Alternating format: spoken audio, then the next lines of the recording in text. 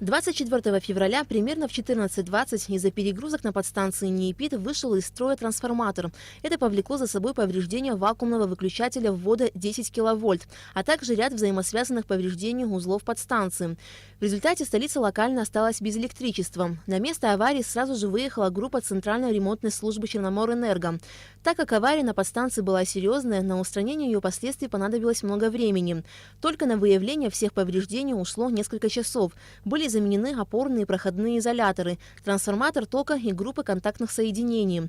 Подача электричества во всем городе была возобновлена только к 22 часам. По словам специалистов, за время отключения электричества на всех подстанциях остывает оборудование, которое находится не в лучшем техническом состоянии. Для того, чтобы на момент подачи электроэнергии снизить нагрузку с трансформаторов, в СУЭС рекомендуют на время общего отключения света отключать все электроприборы из сети. Нагрузки с каждым днем растут, энергии у нас все меньше и меньше становится в сетях. Почему? Потому что очень много электроприборов, которые нужны и не нужны, подключены единовременно. Обращаясь к жителям Абхазии, в этот период выключать лишние электроприборы. Они тоже уцелеют, и мы тоже можем свободно, без проблем включать свои масляные выключатели или вакуумные. С проблемой дефицита электроэнергии в зимне-весенний период Абхазия сталкивается не первый год.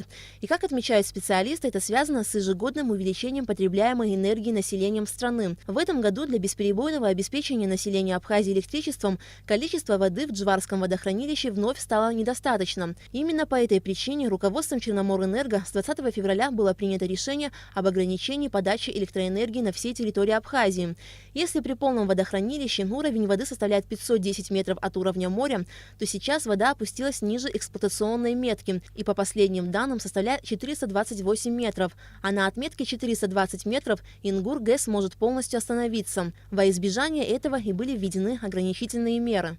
Бесспорно, верное отключение электричества приносит массу неудобств населению. Особенно в городах республики люди сталкиваются со многими проблемами. В это время не работают светофоры, из-за чего на дорогах создаются автомобильные пробки. Без света не может работать и электронно-вычислительная техника, в связи с чем на 3 часа останавливается деятельность некоторых предприятий. Тяжелая ситуация и в домовладениях, где после отключения электричества прекращается и подача воды. Такая ситуация будет сохраняться до начала паводка, и ограничения подачи электроэнергии будут сняты только в случае осуществления перетока из России. Как только будет информация по перетоку из Российской Федерации, конечно же, мы прекратим эти веерные отключения, обязательно сообщим через СМИ нашему населению о том, что ситуация на тот момент стабилизировалась. График веерных отключений остается прежним, без изменений, с 11 до 14 часов ежедневно. Руководство Черноморэнерго призывает население Абхазии с пониманием отнестись к проблеме дефицита электроэнергии и как можно рациональнее потреблять ее. Аля Катрапш, Алексей Баструков, Абхазское телевидение.